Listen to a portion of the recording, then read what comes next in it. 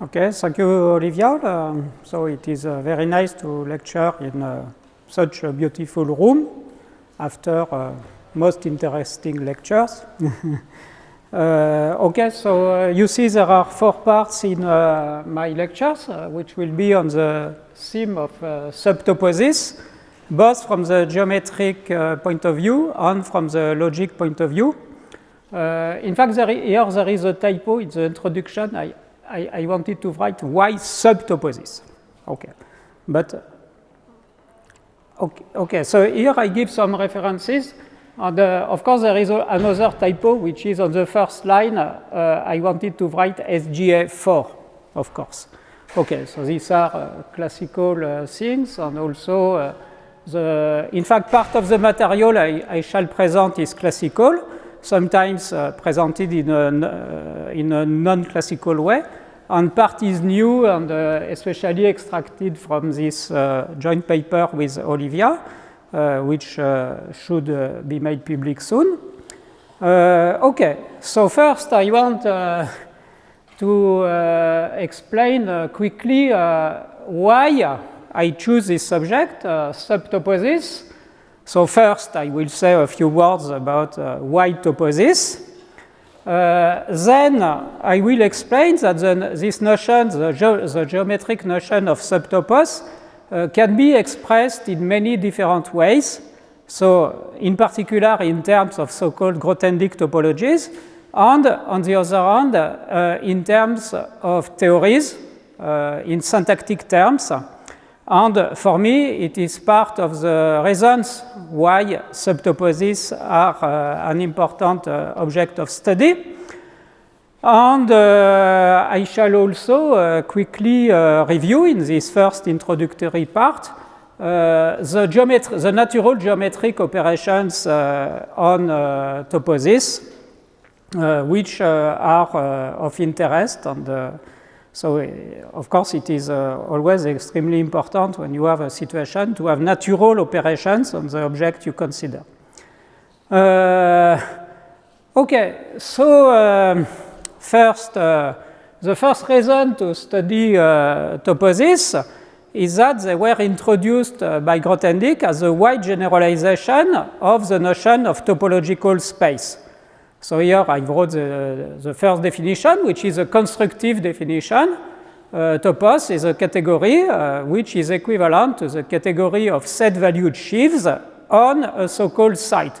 A site consists in an essentially small category endowed with a topology in the sense of Grothendieck. In fact, I will not recall right now the notion of Grothendieck topology on a category, because later on in my lecture course, this notion will appear naturally. I will not need to introduce a definition. It will just appear. It will be characterized by some property which will naturally appear. Okay, so here, of course, the first thing to know is that toposis generalize topological spaces, which means that when you have a topological space, there is an associated natural site. So the category is just the category of open subsets of this topological space. And the topology is the usual notion of covering of an open subset by a family of smaller open subspaces. Then comes a most important notion, which is a notion of morphism of toposis, which was also defined by Grothendieck. So the definition is very formal. It is phrased in the language of categories. So a morphism between two toposes is a pair of adjoint functors. So the right adjoint goes in the direct direction, the left adjoint in the reverse direction. And we require the left adjoint to respect not only arbitrary colimits, which is automatic as it is the left adjoint, but also finite limits. And in fact, this definition comes from the case of topological spaces. When we have a continuous map between two topological spaces, it induces a morphism of toposis in this sense. So this is the reason why Grothendieck proposed to define in general the notion of morphism of toposes in this way. And so in particular, it means that when you have a point of a point small x of a topological space X, you can see this point as a continuous map from the one-point space to the space X, and it induces a morphism of toposes from the topos of sets, which is a point topos, to the topos of sheaves on your sets. So, this has led Grothendieck to define in general the notion of point of an arbitrary topos.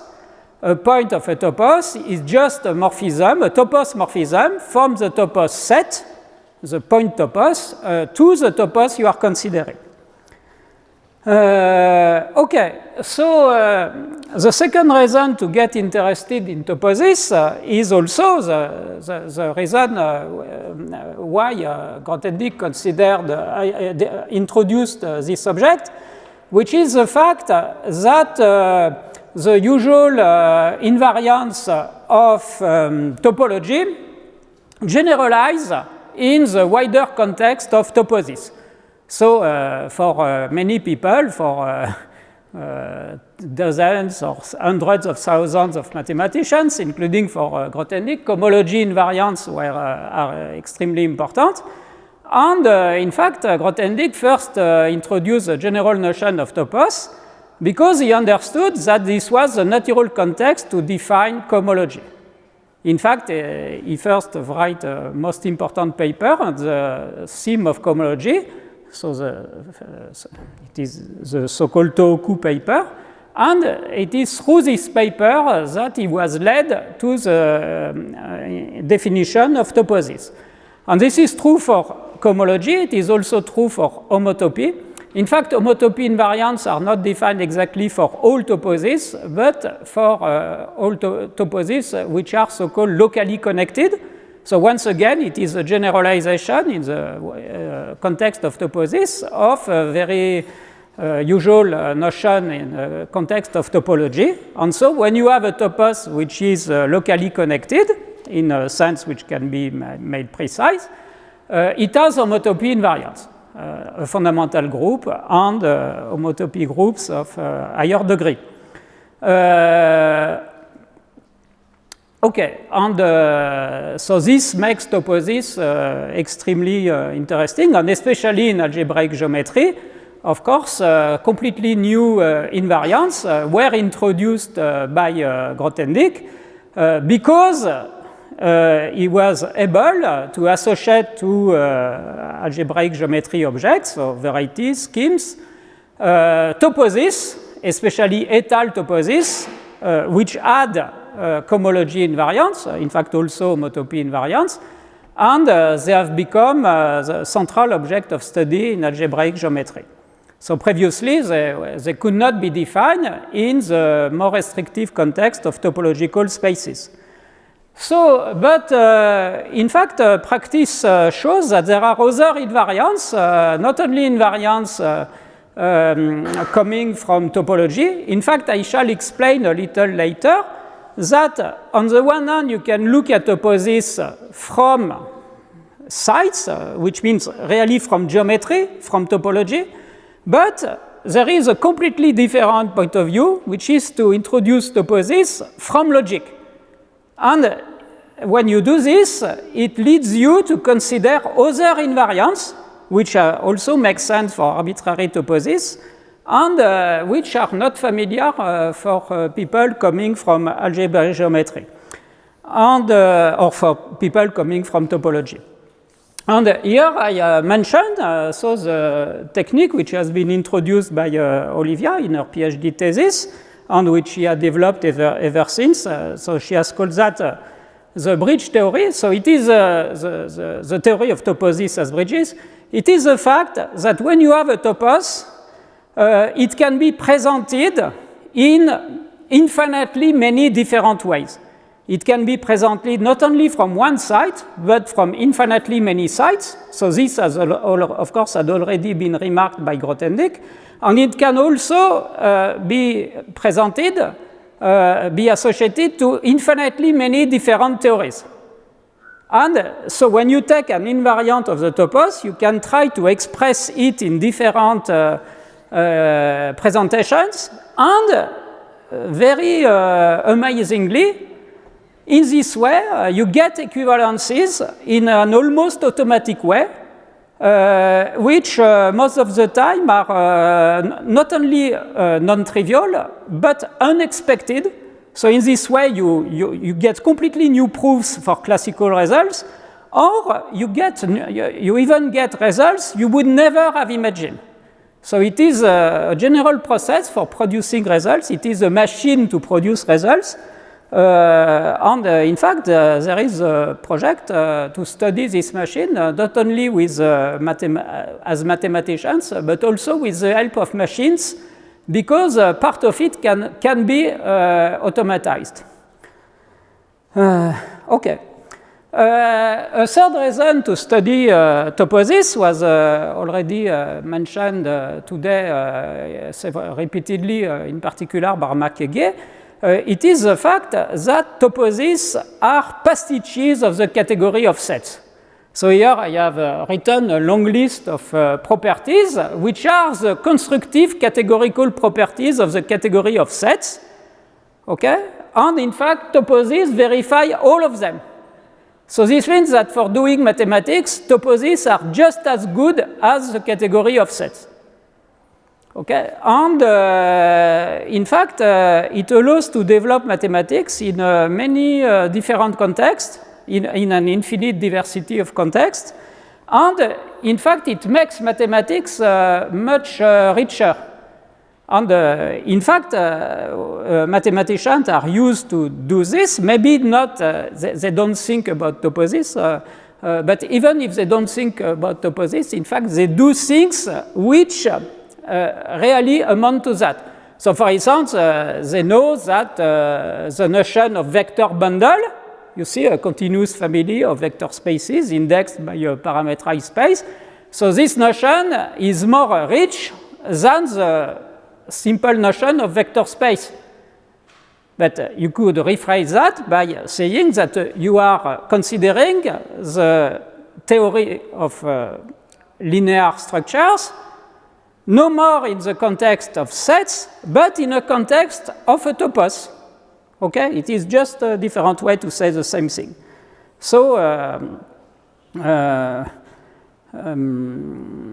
okay, so this is, yeah, on here, of course, there is something which was mentioned this morning, which is very important. It is the fact that, according to Giraud, who was a student of Grothendieck, in fact, these properties characterize toposes. When you have a category which verifies all these properties, which are the constructive properties of the category of sets, then it is necessarily a topos. So this means that for Grothendieck toposes, you have both a constructive definition, which is the initial definition of Grothendieck, and you have an axiomatic definition. So as a matter of fact, Grothendieck considered that a definition was important in mathematics when you could have for this definition completely different equivalent definitions. Okay, and here I mention quickly in 2 slides, I think, a result which is extremely important, but which most mathematicians did not do at all. In fact, for a very long time, I thought I knew toposes. I had read SGF4, but I did not know at all the relation of toposes with logic. And so this theorem I am going to explain dates back to the mid-1970s, but very few people, only a small proportion of mathematicians know it, even though it is, I find it very striking. And for me, it is because of this theorem I'm going to present that I got interested into logic. Okay, so first, as Marc-Aiguier did this morning, let's consider a first-order theory which consists in a vocabulary and a family of axioms. So as Marc-Aiguier explains, so the vocabulary consists in 3 types of terms, of words. So first, a family of so-called sorts. So a sort, it just means names of objects. Then there are names of operations or names of functions, of function symbols, and lastly, names of relations. So Marc-Aiguier gave many examples this morning, and we all know, for instance, name of relation, so equivalence relation, order relation, names of operation, it can be addition, multiplication, it can be going to the inverse, on names of objects. So every time we begin to introduce a mathematical theory, we introduce names, for instance, a group theory, so it begins with the word group, okay? Then, so this is the vocabulary, and then there are axioms, and the axioms, as was also explained by Marc-Aiguier, take the form of implication between formulas. Formulas in some finite family of variables. Okay, and the formulas are made of with the operations, the relations, names. Using, in order to form the formulas, you may make substitutions. And you may use logical symbols, so the symbol of finite conjunction, the symbol of truth, the symbol of arbitrary disjunction, the symbol of falsity, and the existential quantifier. So these are the symbols which are allowed to make the theory so-called geometric. And geometric in the sense that the following proposition is verified. So for any topos, there is a well-defined category of models of this theory in the topos you are considering. Of course, we are used to the notion of set-valued models, but as Grothendieck had remarked, toposes are pastiches of the category of sets. They are just as good to do mathematics. So you can consider models of such a theory in a topos E just as in the theory of sets. So for instance, the notion of vector bundle, it is a model of the theory of vector spaces in the topos of sheaves over a parameter space. And the second part of the proposition is that for any topos morphism, the pullback component induces a functor between the category of models.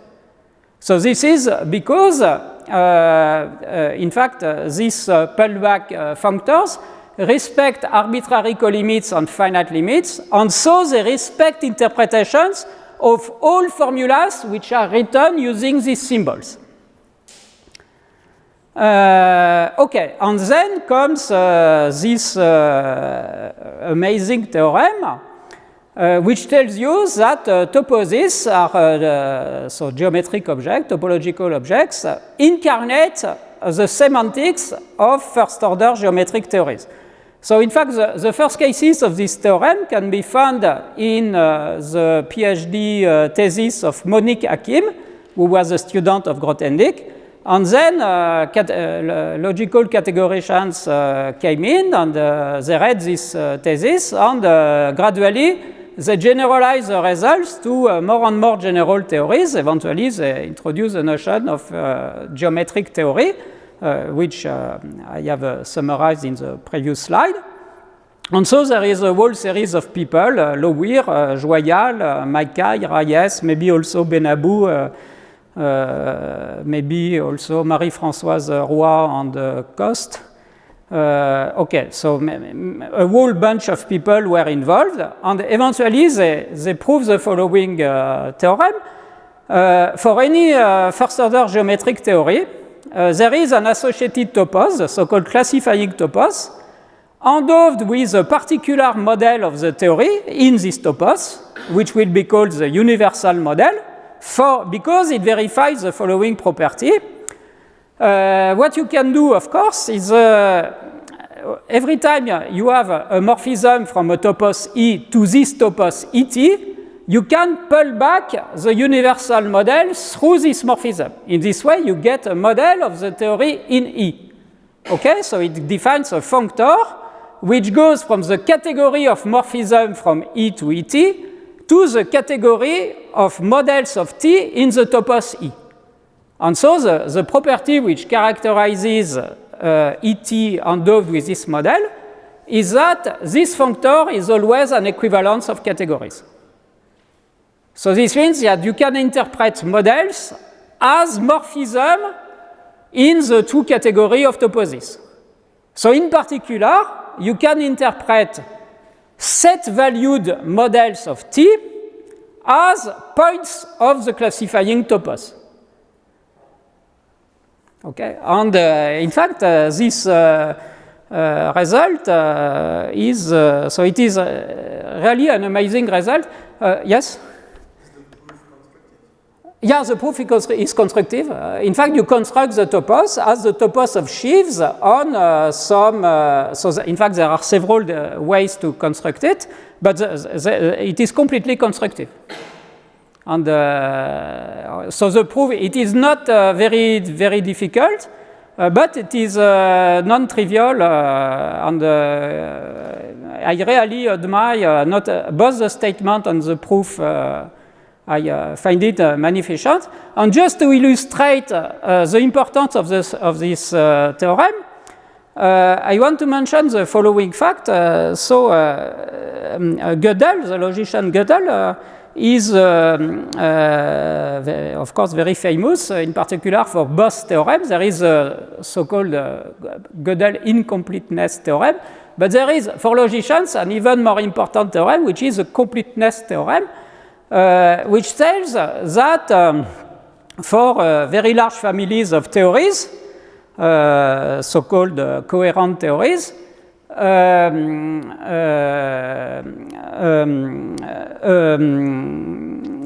an implication is provable in the theory if and only if it is verified by all its set-valued models.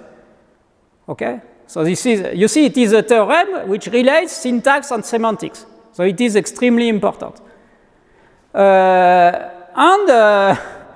Maybe 30 or 40 years later, when Pierre Deligne became a student of Grothendieck, he was very young.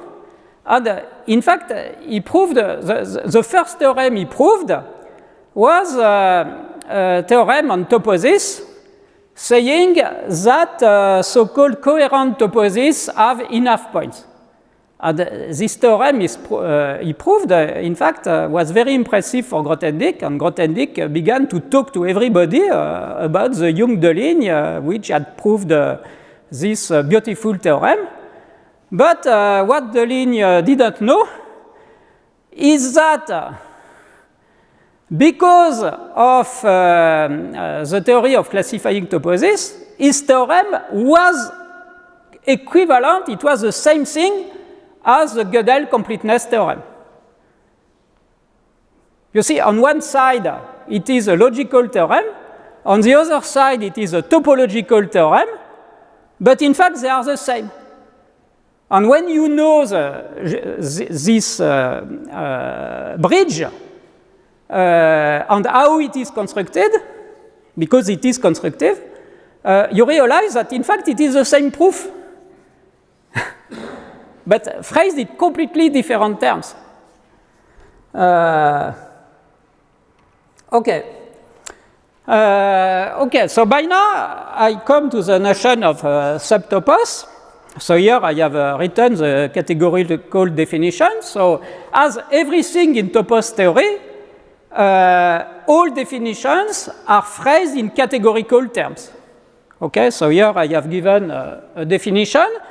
But I will not even read it because later on in my lecture course, it will appear naturally as a consequence of something we are doing. So here, you see, I just propose this definition. You have to believe me, it is a good definition. But later on, it will appear naturally. Okay, and okay, so by now maybe you can just remember that there is a notion of subtopos. And of course, we also have to say that something important, which is that not only when you have a topological space, there is an associated topos, but when you have a subspace of a space, this subspace defines a subtopos. Okay? But here there is something a very important phenomenon, which is the fact that when you associate a subtopos to a subspace, this operation is compatible with unions. But it is not compatible with intersections. And in particular, for instance, you can have the two things. Suppose you have a space, X, and you divide X into two subspaces. You just write X as the disjunct union of two subspaces, X1 and X2. Okay, so they define two subtoposes of X. But what can happen is that these two subtoposes may have an intersection. But of course, an intersection which does not have points. So this means that here you already see that subtoposes tell you something which you don't see if you only consider subspaces. And in fact, this phenomenon is very important. In particular, it led a young mathematician, a young student, who is mentioned by Grothendieck in Récolte et Semailles. So his name is Olivier Leroy. He was a student in Montpellier. And using what I just said, he was able to solve or to make disappear the so-called Banach-Tarski paradox. So if you look on the archive, you will find a paper of Olivier Leroy on this, which is a magnificent paper. And in fact, unfortunately, Olivier Leroy died at a very young age. And this work was found by his friends in his papers. And so some of his friends, in particular Jean Malgoire, typed the work, and eventually they got it, they made it available on the archive. So it is really a magnificent paper. And so Grothendieck mentions Olivier Leroy in Récolte et Semailles, and he writes he was very, very impressed by him. So, okay. Okay, so here is a first reason why, an important reason why subtoposes are important. It is the fact that this notion can be expressed in many different ways. So the first way is the one I have written. So consider a topos which you present as a category of sheaves on some site.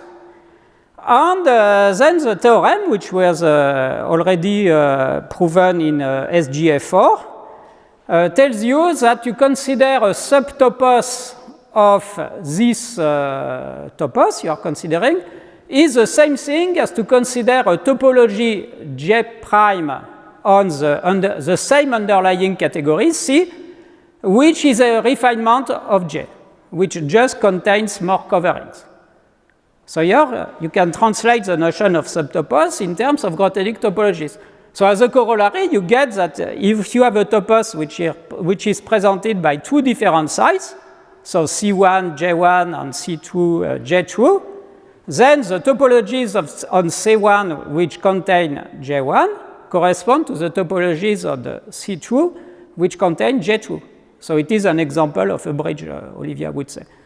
Okay, so there is this one-to-one correspondence between subtoposes and topologies.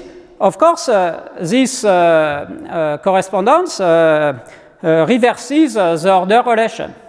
So in particular, intersections of subtoposes correspond to taking the joints of topologies and unions of subtoposes correspond to intersecting topologies.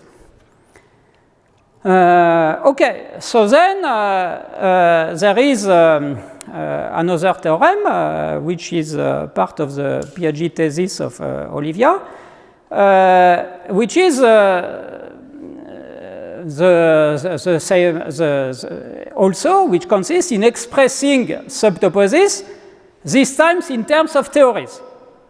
So I said that when we have a theory, there is an associated topos. And in fact, I should have also said, I think it is written as a remark, that conversely, when you have a topos, it can always be written as a classifying topos, not only of one theory, but of infinitely many theories.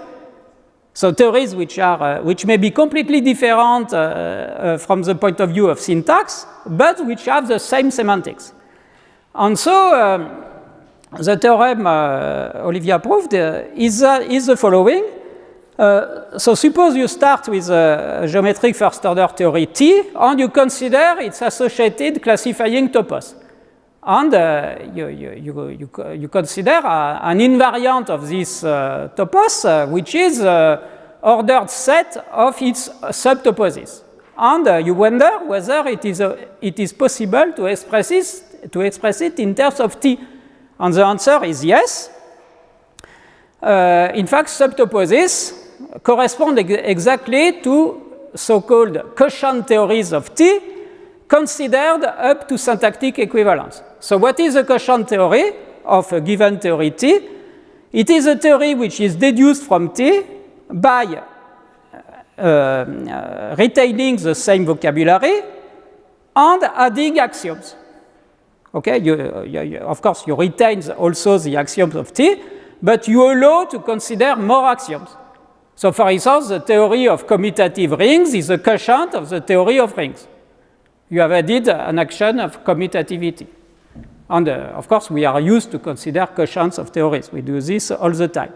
And you say that two quotient theories are syntactically, of the same theory T, are syntactically equivalent when any implication which is provable in one of these theories is provable in the other. Okay, so you see, this is why we say it is a syntactic notion. You see, here we refer to the notion of provability in logic. Provable means it can be deduced from the axioms using the inference rules of geometric logic. Okay, and so the theorem tells this.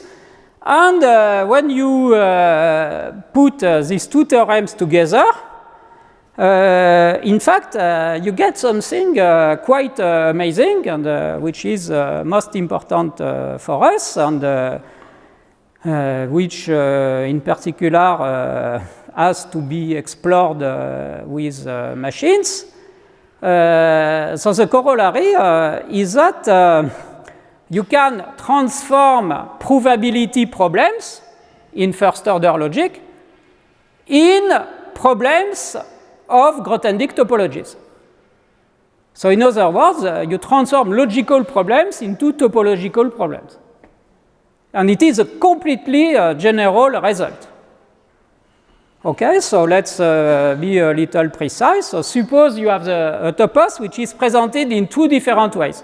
So on the one hand, it is a classifying topos of a theory T.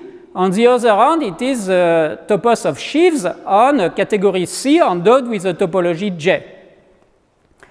And then it is possible to associate to any implication in this sequence, as Marc Aiguier introduced the word this morning, to any sequence phrased in the language of the theory, you can associate a family of sieves on the category C, so sieves on some object of C, such that the following properties are verified.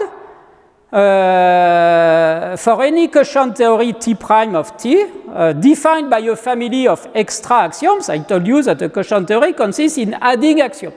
So here you suppose you add a family of axioms, we take the form of implication, phi y implies psi I.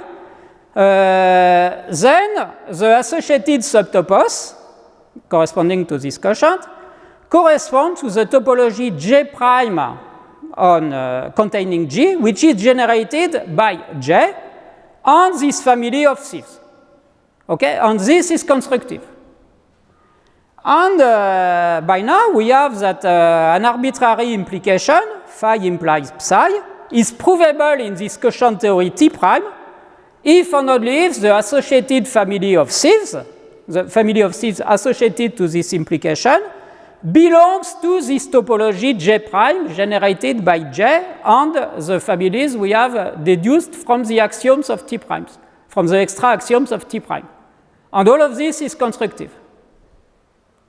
Okay, and when you say that, it is not only one rephrasing, it is as many as you want, because any presentation of your topos as a topos of sheaves on some site, and as I told you, there are infinitely many such presentations, so any one of them will rephrase provability problems in terms of topologies on the underlying category Cs. Okay, so there are many different ways, and in particular, of course, when you think about generation of topologies on category C endowed with a topology, immediately you will think, okay, so the difficulty will be in some sense distributed between the category C and the topology. But in fact, I will explain in the third lecture that it is even possible. Of course, you have a choice, and it depends on the situations. But it is always possible to concentrate all the difficulty on the topology, which means you may choose to have as an underlying category a category which is completely explicit. You know all the objects, you know all the morphism, you know the composition law, it is completely explicit. So this means that all any problem of probability can be transformed into a pure problem of generation of Grothendieck topologies. And, okay. So this is, for me, it is the most important reason to get interested into subtoposes.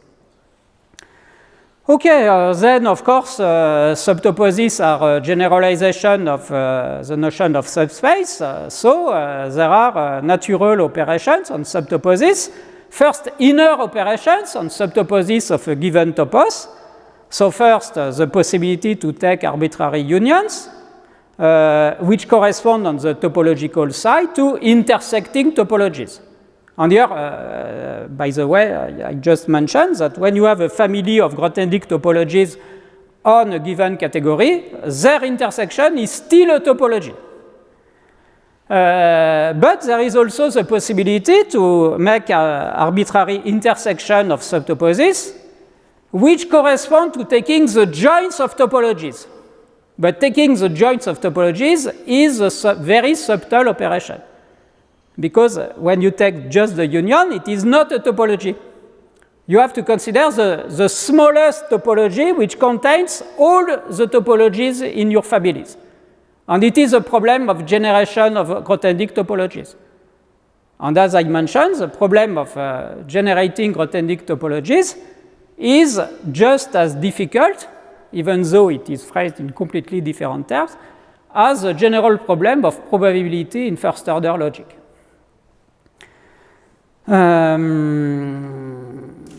Okay. Then there is another most important operation, which is the operation of difference of two subtoposes.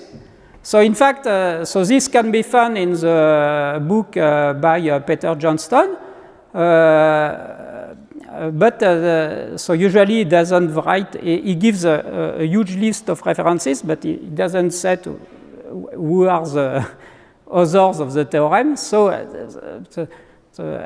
probably it is Joyal, but in fact, I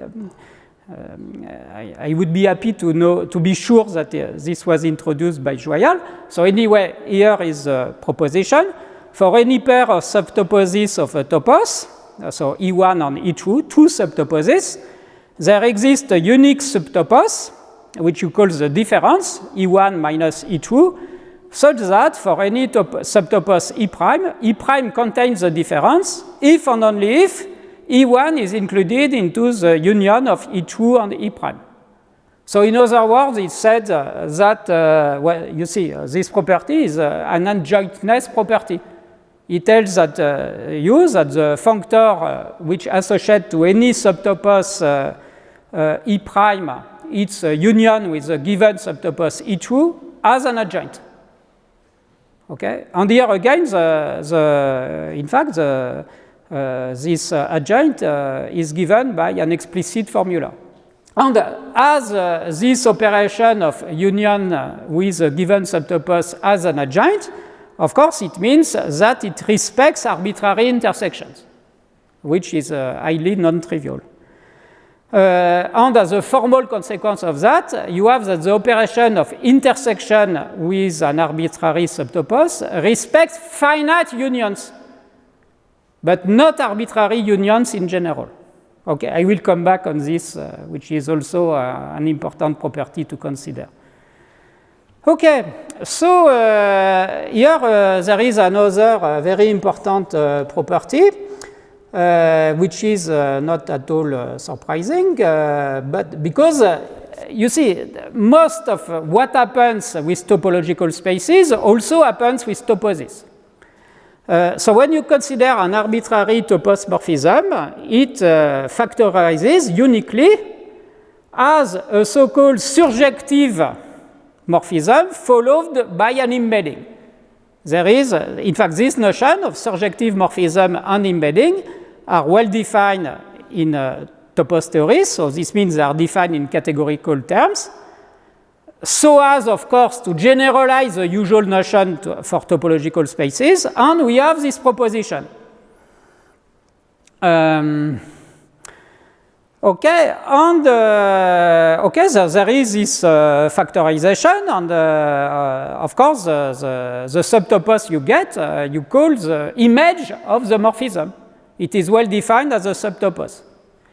And then here there is an important second remark, which is, you see, what does this mean in logical terms?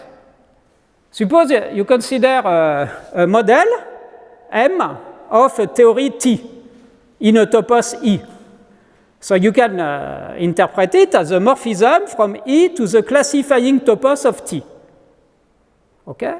And you can decide to factorize this morphism through its image. But its image is a subtopos of the classifying topos of T. So, according to the theorem we presented a few minutes ago, it corresponds to a quotient theory of T. So what is this theory? It is, in some sense, the theory of the model. It is the theory in the same vocabulary of T, where the properties which are provable in the theory are the properties which are verified by the model. So you can call that a description of the model M in terms of the vocabulary of T. Okay, so you see, once again, here you are playing both.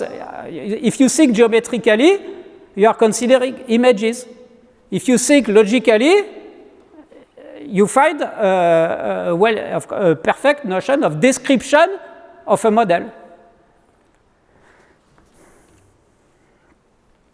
Okay, so as a consequence of the existence of image, we have that for any topos morphism, there is a well-defined push-forward map of subtoposes.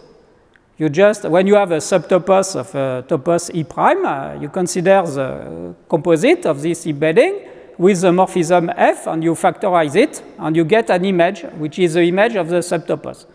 So this is a push-forward map of subtoposes, and this map, in fact, has a left adjoint, which is a pullback map when you have a subtopos of the target topos E, you can pull it back and get a subtopos of E prime. Okay? And of course, they are adjoint, so this means that the push-forward map respects arbitrary unions, and the pullback map respects arbitrary intersections.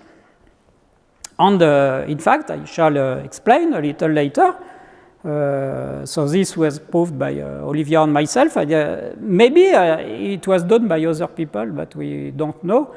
We proved that, in fact, the pullback map also respects finite unions of subtoposes.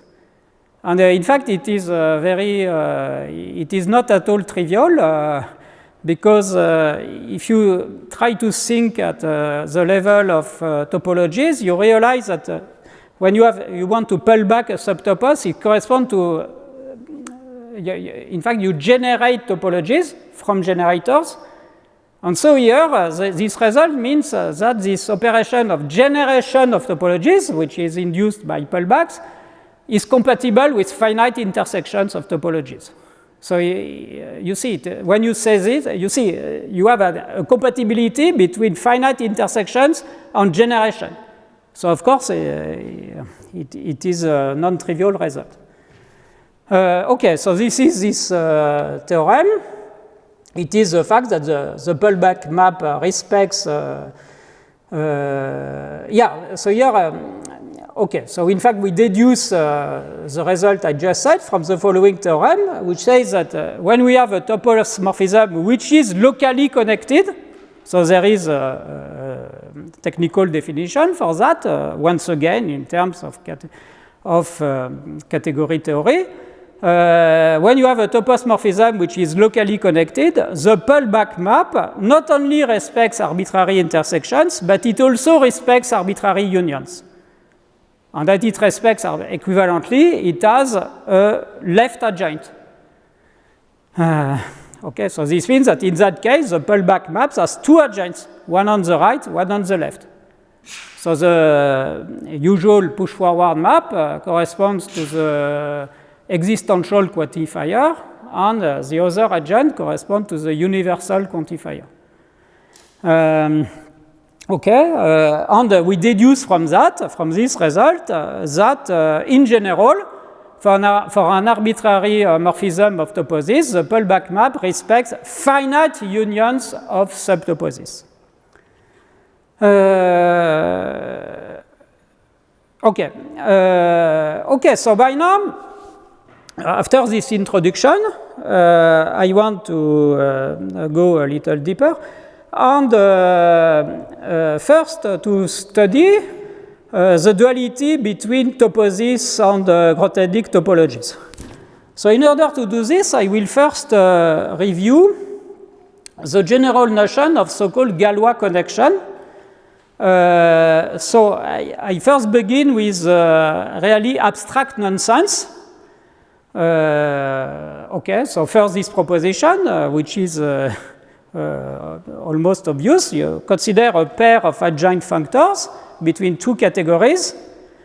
Okay, so F is left adjoint, G is right adjoint, and of course it means that you have natural transforms from the identity functor of C to the composite G with F, and also from the composite F with G to the identity functor of D. And it has meaning to consider the objects in C and in D, which are fixed points of this adjunction. So this means that the natural morphism from X to G composite F of X is an isomorphism. When this natural morphism is an isomorphism, you call X a fixed point, and the same on the other side.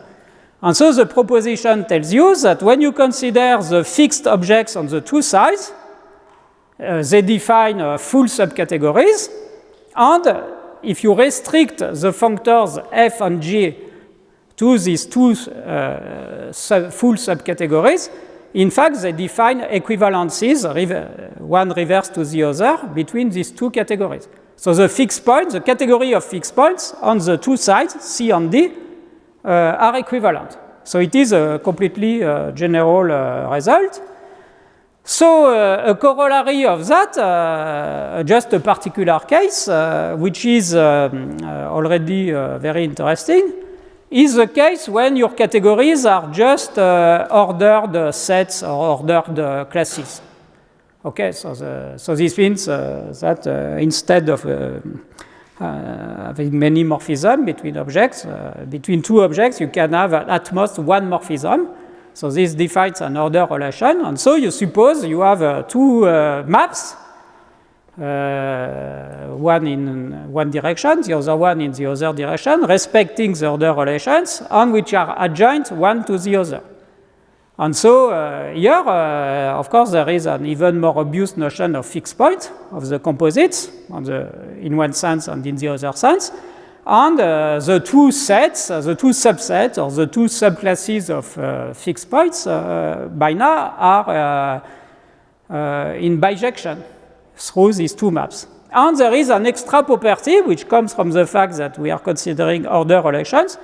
It is the fact that an element is a fixed point if and only if it is an image of an element on the other side.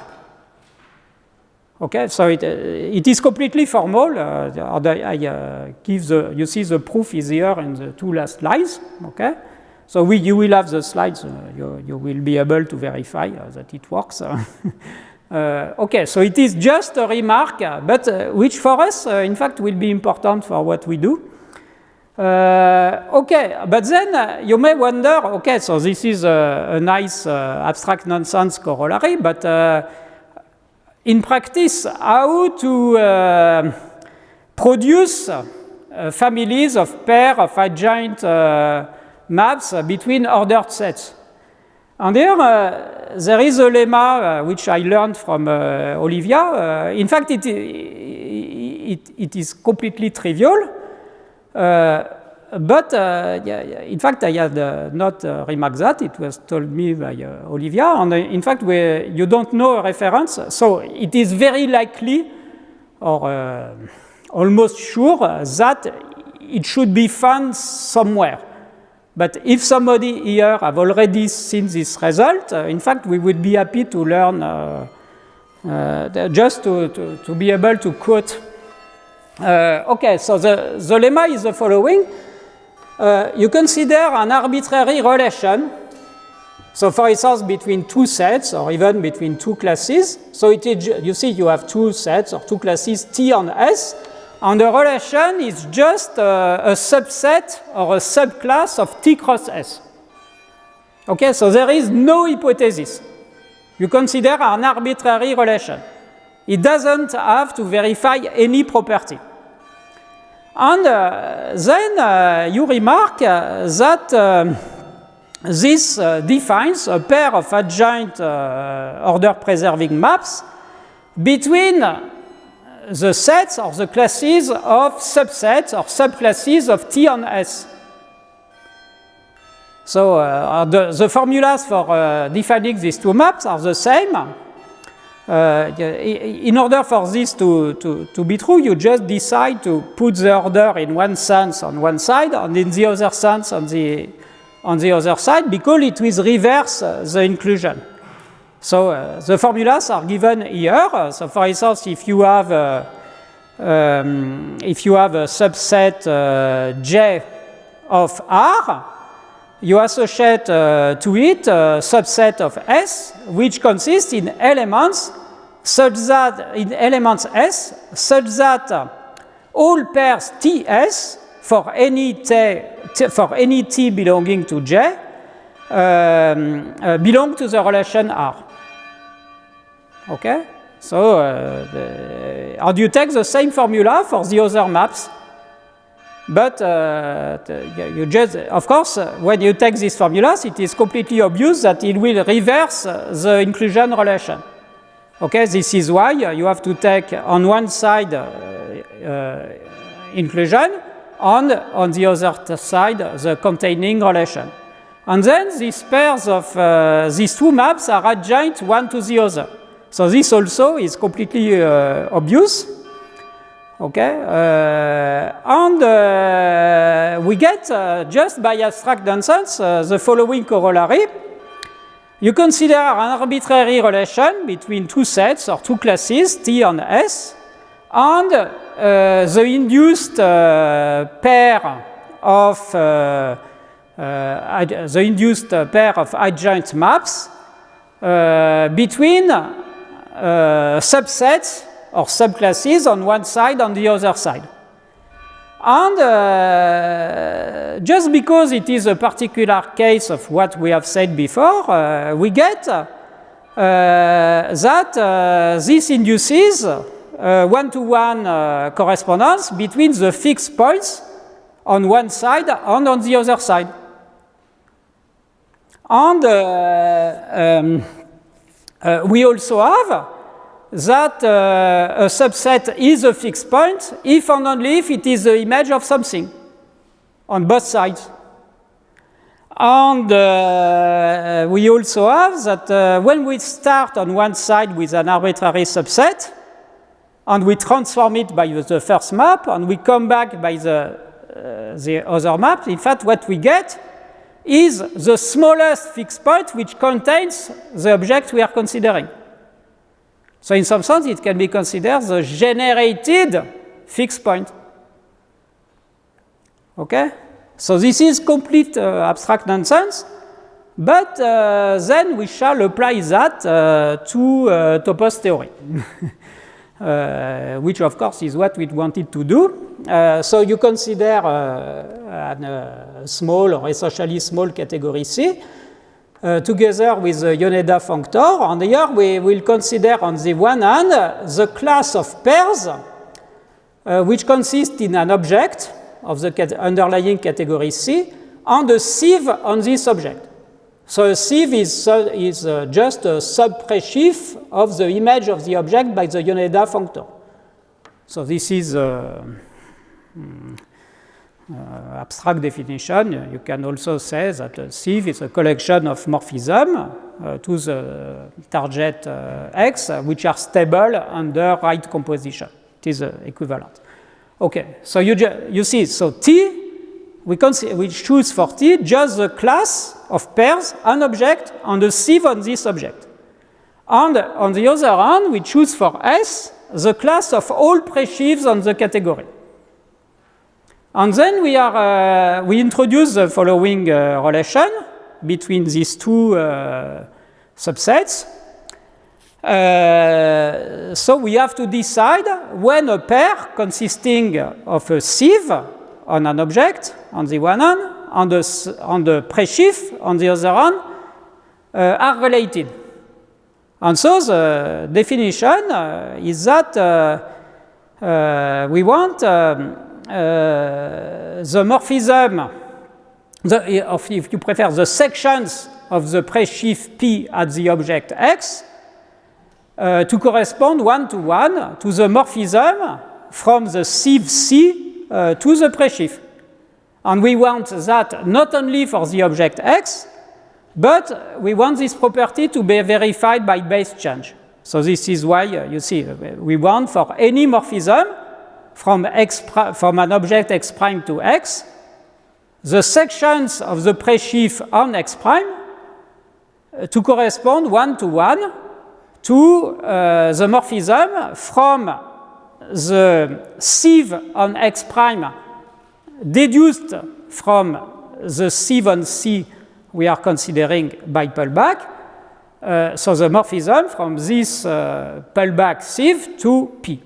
Okay, so we just introduce this property. So it is a relation. We have defined a relation between, on the one hand, sieves on objects of C, and on the other hand, presheaves.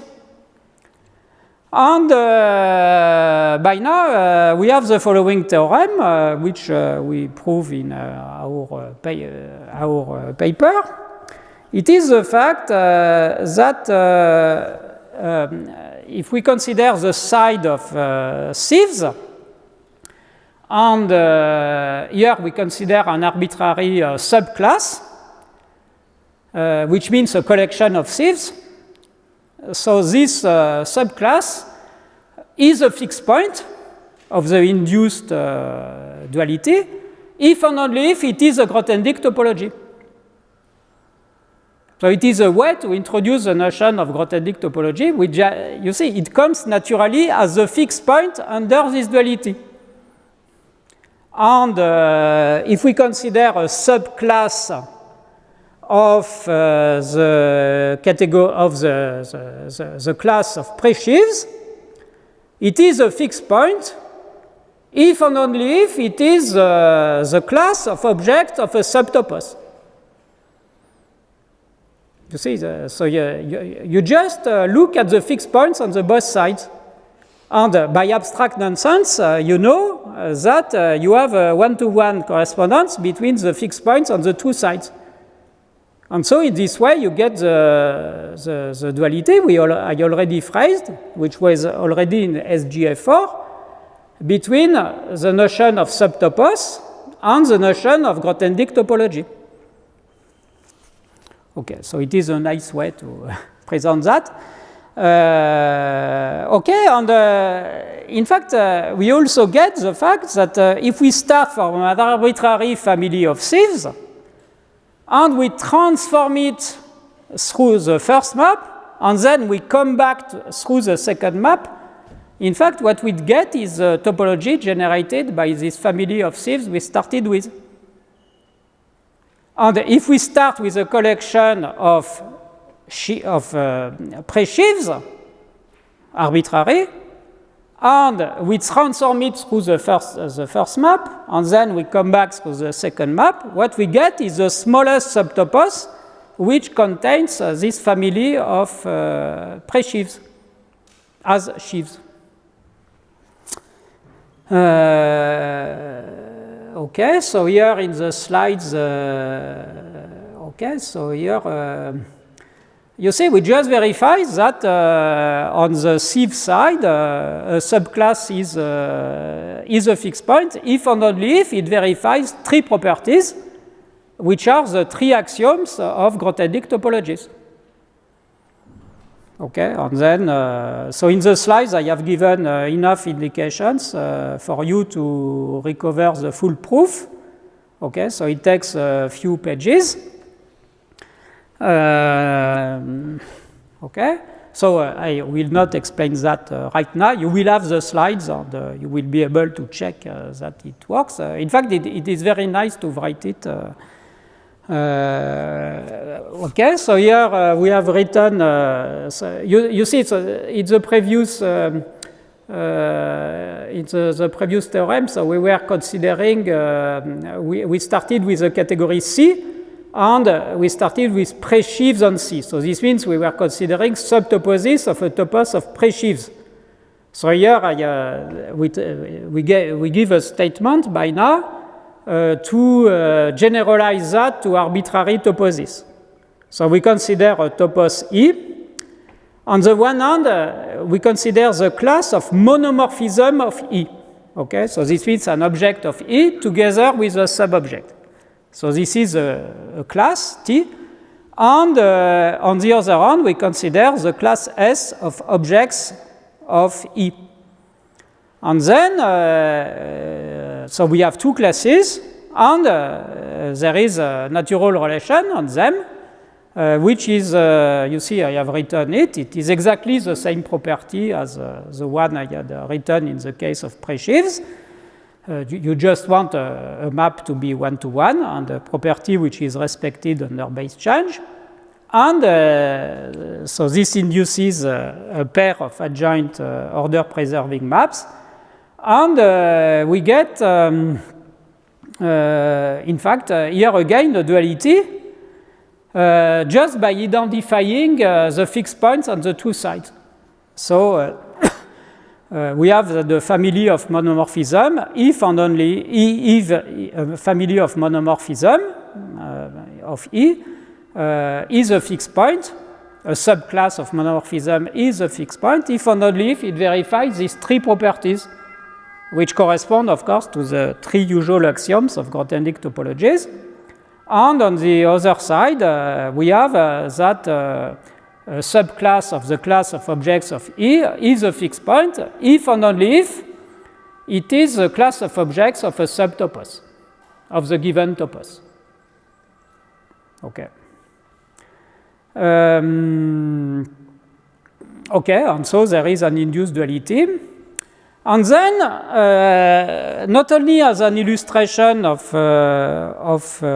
this general process of constructing dualities, I want to give another example, but it is not only for illustration, it is something which will be useful for us in my third lecture. So this is we are considering another duality, but also very natural in the context of toposes. So once again, we start with a small or essentially small category endowed with the Yoneda functor. And as before, we consider the class of sieves. So it is the same T as before.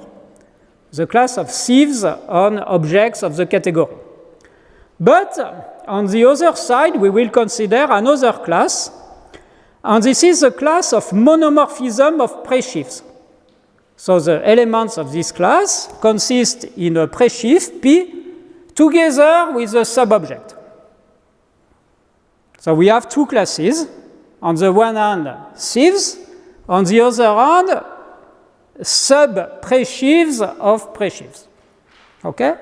And we introduce a relation between these two classes.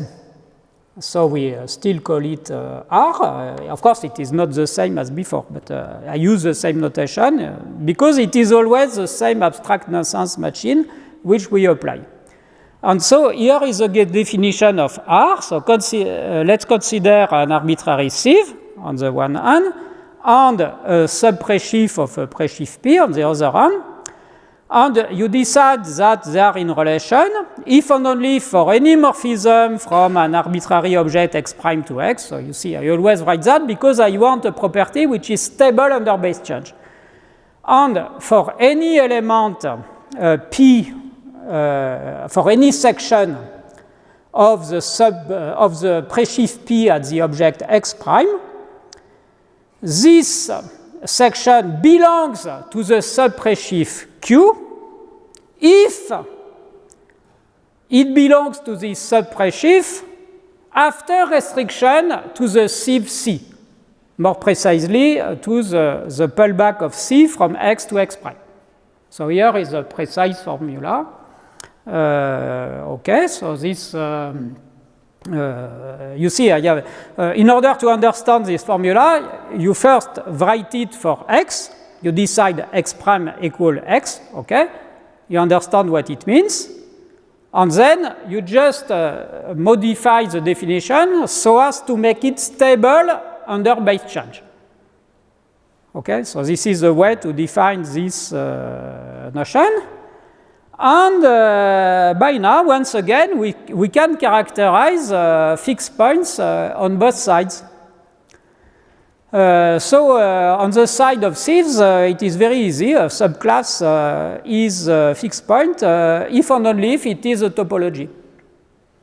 So once again, we have a way to introduce a notion of Grothendieck topology, just as, you see, as a byproduct of this relation.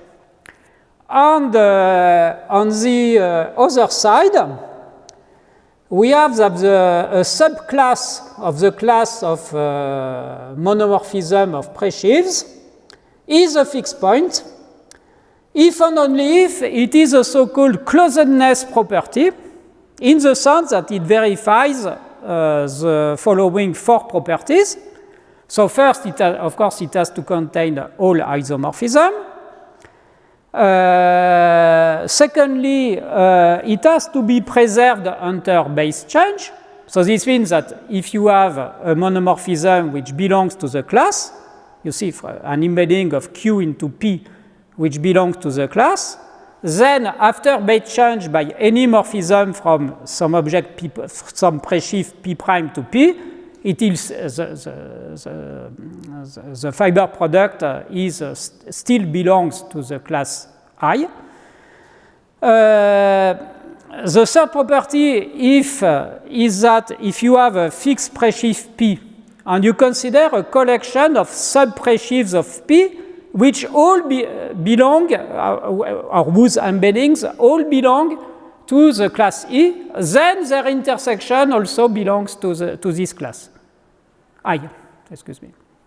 Okay, and so this means in particular that this property means that for any subobject Q of a presheaf P, there is a smallest subobject Q bar containing Q such that the embedding of Q bar into P belongs to the class I. And so the last property is that the formation of Q bar from Q is respected by base change. And so this theorem tells us that a property, that a subclass of the class of monomorphism of presheaves, or the class of sub-presheaves, if you prefer, is a fixed point if and only if it verifies these four properties.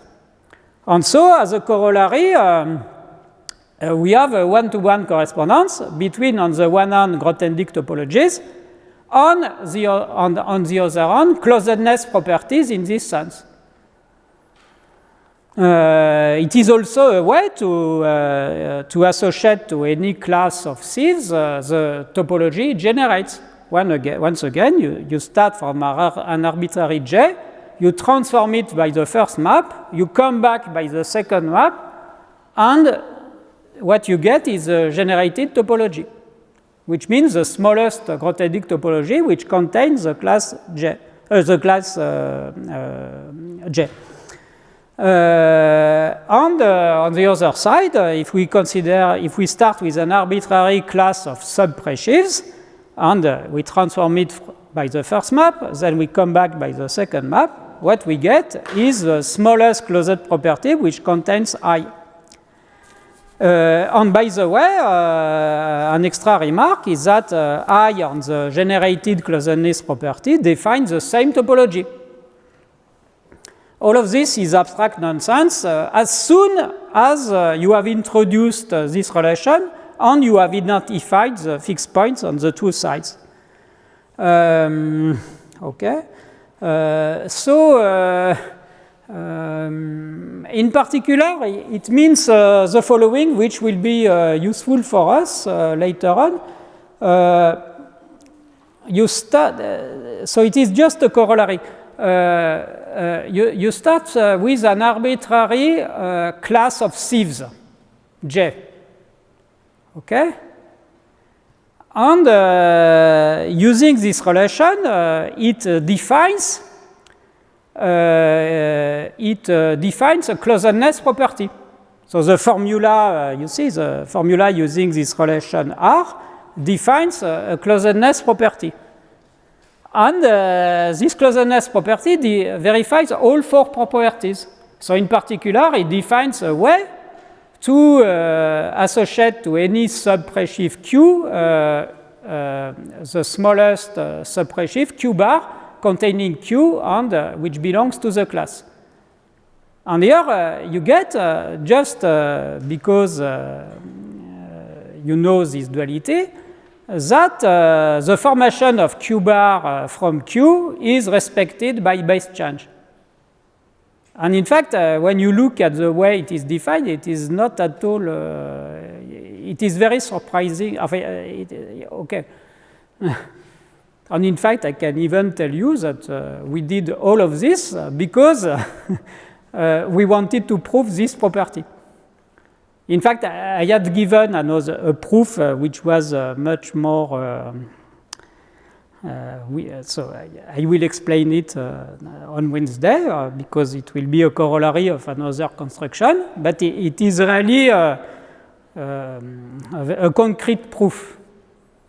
And so this is why Olivia told me about this lemma, because she wanted something more conceptual. Okay, so this is why eventually we introduce this general family of dualities, which in particular, another interesting fact is that it allows to introduce naturally the notion of Grothendieck topology, the notion of subtopos, and also the notion of closedness property for subprecious. Okay, this means these definitions are not at all arbitrary; they just grow out of this definition of the relations. Okay, and so once again, if you want the proofs, you will find them in the slides. In fact, I have been quicker than one I expected, because I didn't give you the proofs. So maybe I can just tell you, so my second lecture will not be tomorrow, but on Wednesday.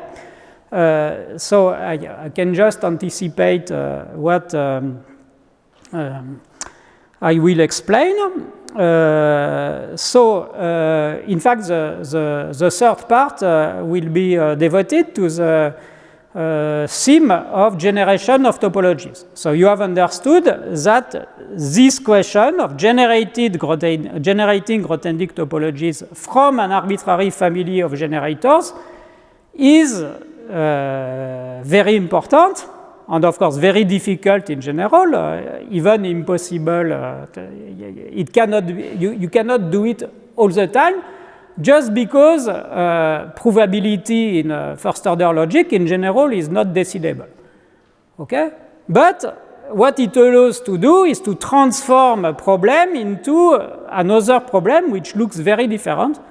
And we know that this can be very interesting, just to be able to rephrase things in a completely different way. And okay, and here, so I just told you that this problem of generation of topologies cannot be solved in general because it is equivalent to first-order probability, and we know that first-order probability is not decidable in general.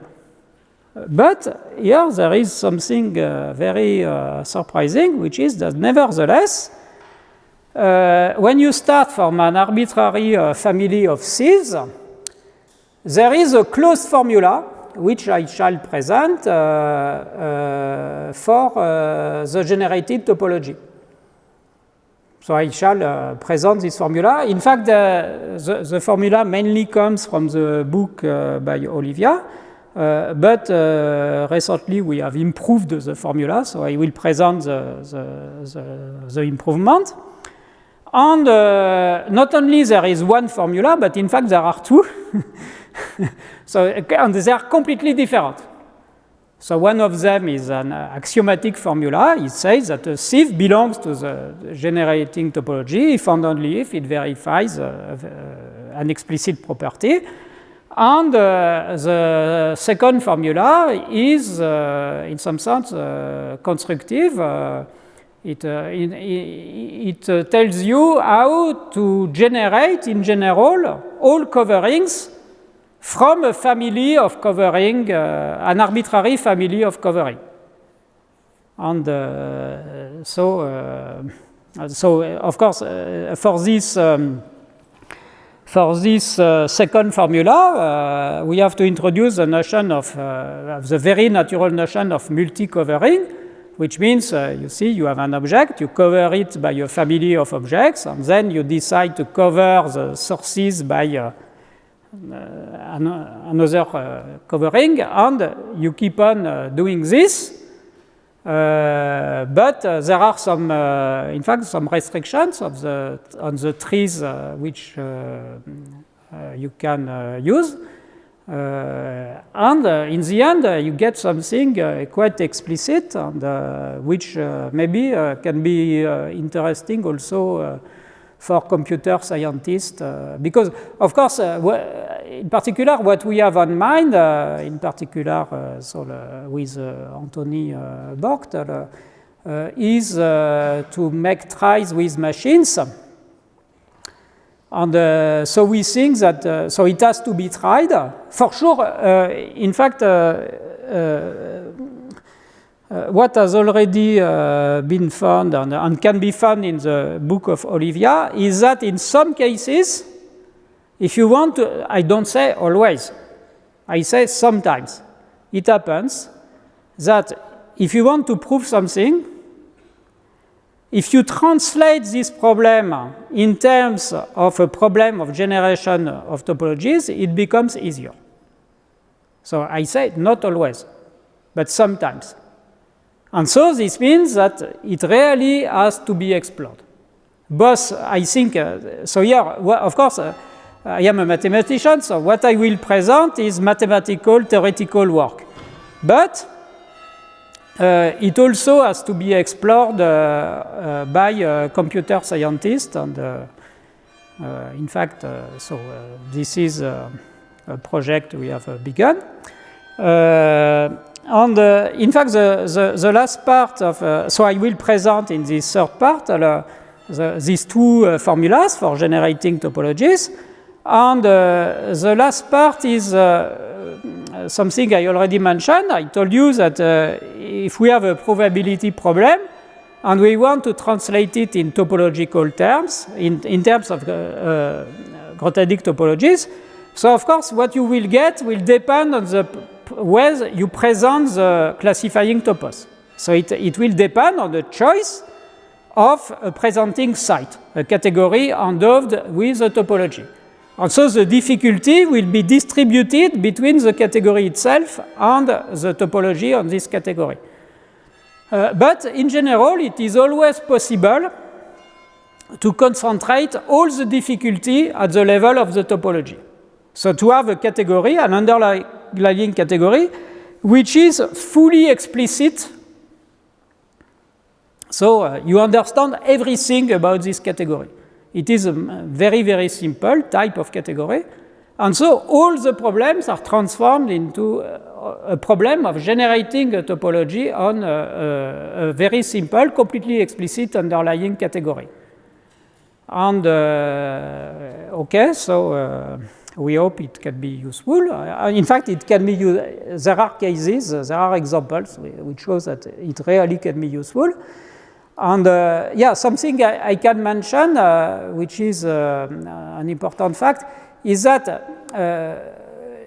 if we want to prove something in logical terms, so of course we have to use the inference rules of logic. But of course there are the inference rules which were, or most of them were already identified by Aristotle, so very long time ago. But here, of course, there is the fact that there are quite many of them. I think for geometric logic, maybe there are 15 rules, something like that. Whereas, if you think about Grothendieck topologies, they have to verify 3 axioms, not 15. And one of the 3 axioms is trivial. It is the fact that the identity morphism of any object is a cover. Okay? So this means you only have to verify 2 axioms, stability and transitivity. And in fact, I shall explain that not only that, but in order to verify these 2 axioms, you can make it one after the other. So first, you start with an arbitrary family, you make it stable, you make it verify stability, and then in the second step, you make it verify transitivity. But when you do this second step, you don't lose the first step. So it is really amazing. So you see, theoretically, it looks very simple. But nevertheless, once again, it will not solve all the problems because we already know that in general, first-order problems are not decidable. So, but you see, I am completely sure that this theme of generating topologies is has to be explored even more, both at the theoretical level and at the practical implementation level. Okay, and the last part, in the last part of the lecture, I will just, so it will be a geometric part, so I will come back on the natural geometric operations on subtoposes. And of course, I will also talk about the expressions of these operations in terms of topologies, but also in terms of quotient theories, which means in terms of axioms. So there are the inner operations, so union, intersection, differences. There is pullback and the push forward. And lastly, there is the deeper question of compatibility of pullbacks with union of subtoposes. So this is what we shall do. And in fact, it will be, in order to do this, we will have to review quite a lot on the geometry of sites, and eventually we prove things by using sites. Okay. Okay, so this is the program of the next lecture on Wednesday. So thank you.